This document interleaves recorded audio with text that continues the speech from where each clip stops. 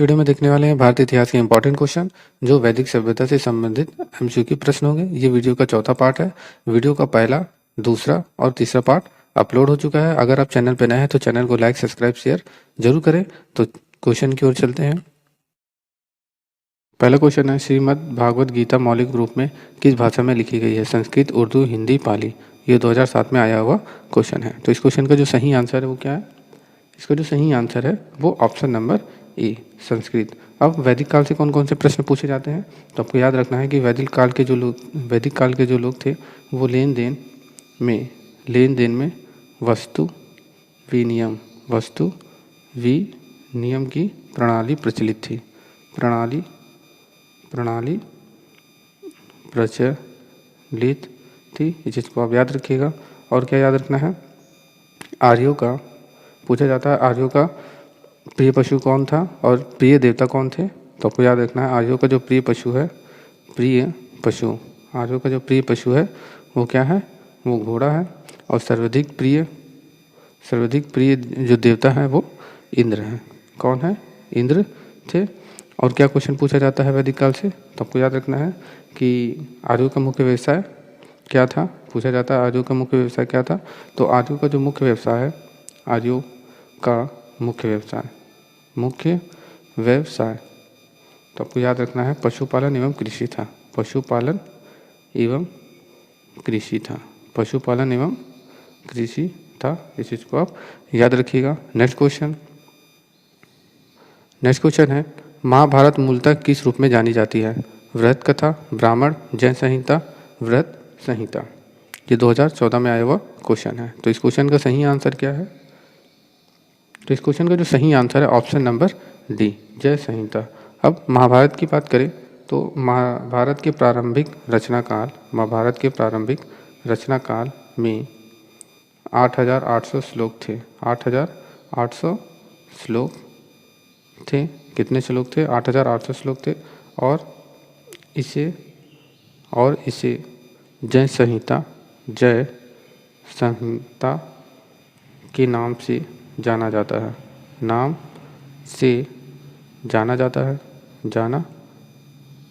जाना जाता था। और महाभारत का जो दूसरा संस्करण है, महाभारत का दूसरा संस्करण क्या था? भारत था। क्या था?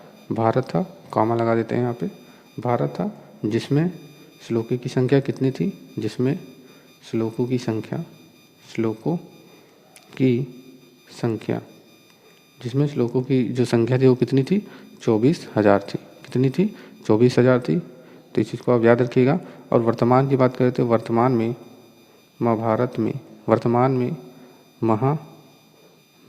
में कितने श्लोक हैं?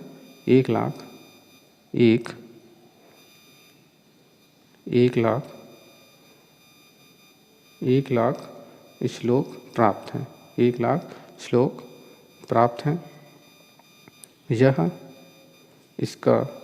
यह इसका अंतिम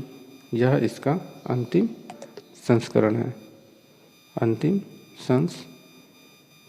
है। जिसे क्या कहा जाता था? जिसे सप्त सहस्ती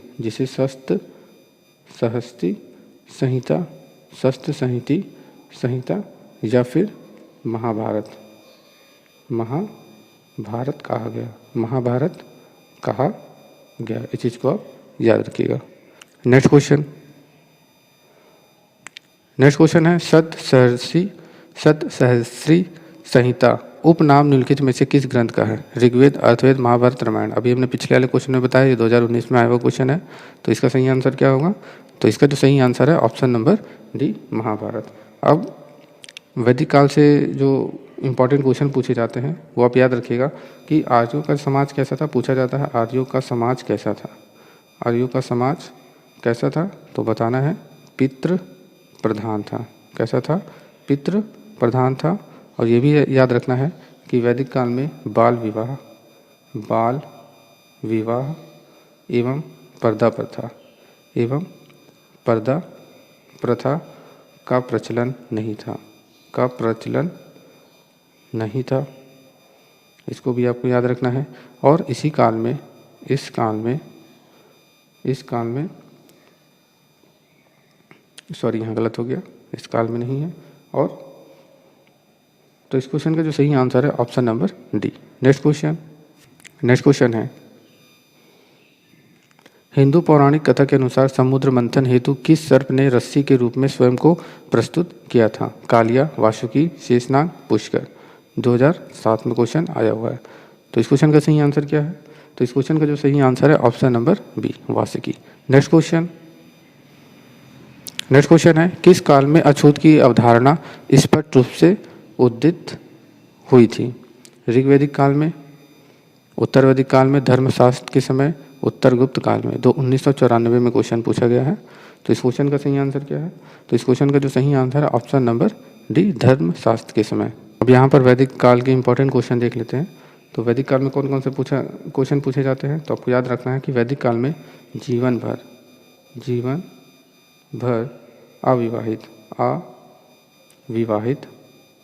अविवाहित रहने वाली महिलाओं को क्या कहा जाता था? जीवन भर अविवाहित रहने वाली महिलाओं को क्या कहा जाता था? अमाजु कहा जाता था। क्या कहा जाता था? अमाजु कहा जाता था। और तो इस क्वेश्चन का जो सही आंसर है ऑप्शन नंबर डी। अब यहाँ पे जीएस के भी क्वेश्चन देख लेते हैं। तो यहाँ पर भारत रत्न की बात करें तो भारत रत्न से बहुत क्वेश्चन पूछे जा चुके हैं। तो ये किस क्षेत्र में दिया जाता है? तो आपको याद रखना है जो भारत रत्न है वो राष्ट्रीय सेवा में दिया जाता है। राष्ट्रीय सेवा के क्षेत्र में दिया जाता है। राष्ट्रीय सेवा में दिया जाता है, इस चीज़ को आप याद रखना है। और कौन कौन से? जैसे कला हो गया, साहित्य, विज्ञान, कला साहित्य विज्ञान के क्षेत्र में, और सार्वजनिक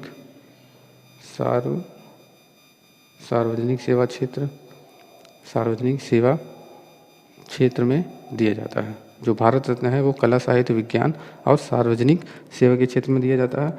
और भारत रत्न की जो स्थापना है ये कब हुई थी? तो 1994 में की गई थी। किसके द्वारा की गई थी? तो आपको याद रखना है डॉक्टर राजेंद्र प्रसाद द्वारा की गई थी। 1994 में डॉक्टर राजेंद्र प्रसाद द्वारा की गई थी। और कमेंट में बताइए कि डॉक्टर राजेंद्र प्रसाद कौन थे? और पहली बार 1994 में भारत रत्न से किसे सम्मानित किया गया था? तो आपको याद रखना है सीवी रमन को पहली बार सम्मानित किया गया था। दूसरी बार डॉक्टर सर्वपल्ली राधाकृष्णन को सम्मानित किया गया था भारत रत्न से, सर्वपल्ली राधाकृष्णन। और तीसरी बार जो है सी राजगोपालाचारी,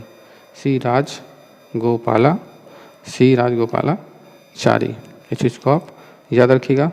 और सी राजगोपालाचारी जो थे ये पहले राष्ट्रपति थे जिनको भारत रत्न से सम्मानित किया गया था। ये मत समझिएगा कि भारत के पहले राष्ट्रपति सी राजगोपालाचारी थे, नहीं, बल्कि ये पहले ऐसे राष्ट्रपति थे जिनको भारत रत्न से सम्मानित किया गया था।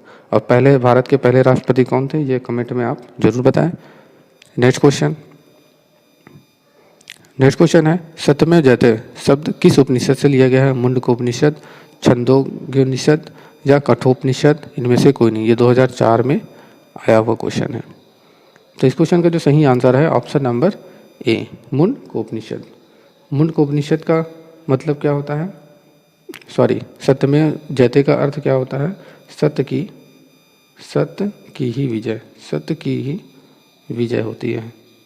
किसकी विजय होती है? सत्य की ही विजय होती है। ये सत्यमेव जयते का अर्थ है। और यह भारत के राज्य चिन्ह पर भी अंकित है। और यहाँ पर जीएस के इम्पोर्टेंट क्वेश्चन देख लेते हैं। अब यूनेस्को की बात करें तो यूनेस्को से बहुत क्वेश्चन जो है पूछे जाते हैं। और इसका फुल फॉर्म क्या है? तो यू मतलब होता है United nation education, H means होता है साइंटिफिक, और सी मीन्स होता है कल्चरल, ओ मीन्स होता है ऑर्गेनाइजेशन। और इसकी स्थापना जो थी वो कब की गई थी?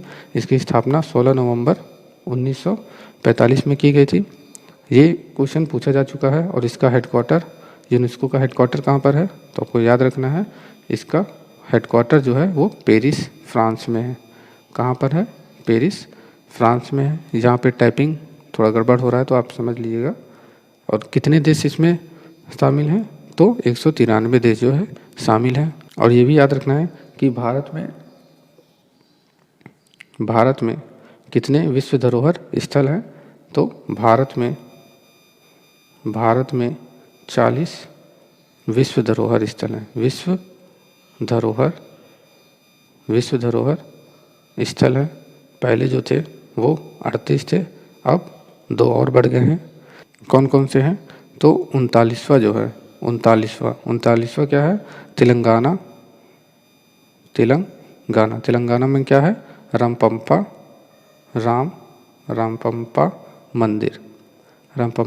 मंदिर, इस चीज़ को आप याद रखिएगा। और 40वां क्या है? तो जो 40वां है वो धोलावीरा को शामिल किया गया है। धोलावीरा को शामिल किया गया। ये कहाँ पर है? ये गुजरात राज्य में स्थित है।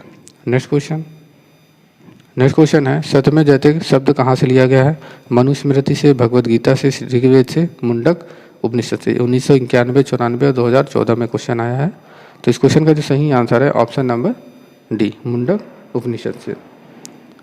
अब यहाँ पर जीएस के इंपॉर्टेंट क्वेश्चन देखते हैं जो एग्जाम में अक्सर पूछे जाते हैं। पूछा जाता है कि अजंता की गुफाएं ये कहाँ पर हैं? अजंता की गुफाएं कहाँ पर हैं? तो जल्दी से बताइए। एलोरा की गुफाएं कहाँ पर हैं? एलोरा की गुफाएं कहाँ पर है? और सूर्य मंदिर कहाँ पर है? सूर्य मंदिर कहाँ पर है? महाबलीपुरम कहाँ पर है? तो जल्दी से इसका आंसर बताइए। तो अजंता की जो गुफा है और एलोरा की गुफा, ये दोनों महाराष्ट्र में है। एमएच महाराष्ट्र में है।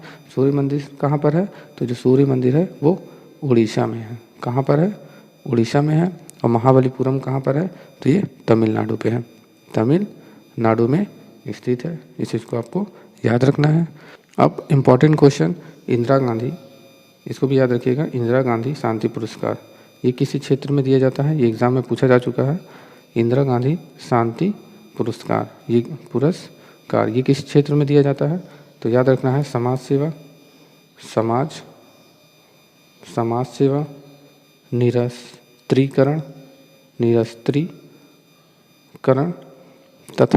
निरस्त्रीकरण तथा विकास कार्यों में दिया जाता है। इस चीज़ को आप याद रखिएगा। इंदिरा गांधी शांति पुरस्कार किस क्षेत्र में दिया जाता है? समाज सेवा, निरस्त्रीकरण और विकास कार्यों में दिया जाता है। नेक्स्ट क्वेश्चन है, भारतीय प्रतीक पर उत्कीर्ण सत्यमेव जयते लिया गया है? ऋग्वेद से, मुंडकोपनिषद से, भगवत गीता से, मत्स्य पुराण से। 2014 में आया हुआ क्वेश्चन है। ये यूपी पीसीएस का क्वेश्चन है। तो इस क्वेश्चन का जो सही आंसर है option number C, Mundakopanishad. Next question है, तमसो मा ज्योतिर्गम्य का कथन मूलतः क्या है? उपनिषद का, महाकाव्य का, षड दर्शन का या पुराणों का? ये 2016 में क्वेश्चन आया हुआ है। तो इसका जो सही आंसर है वो उपनिषद का। अब तमसो मा ज्योतिर्गम्य का अर्थ क्या है? तो याद रखिएगा, अंधकार से प्रकाश की ओर,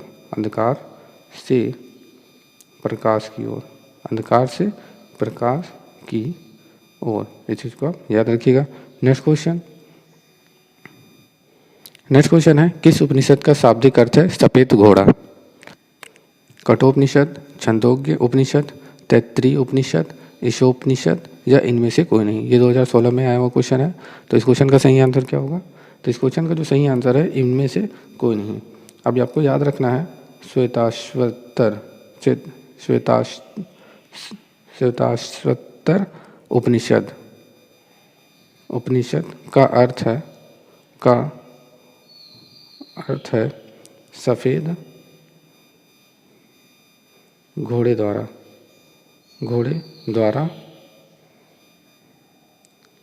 खोया गया। तो इसका ये सही अर्थ है। नेक्स्ट क्वेश्चन है सत्यकाम जबाल की कथा जो अन्य ब्याही में माँ होने के लांछन को चुनौती देती है, उल्लिखित है।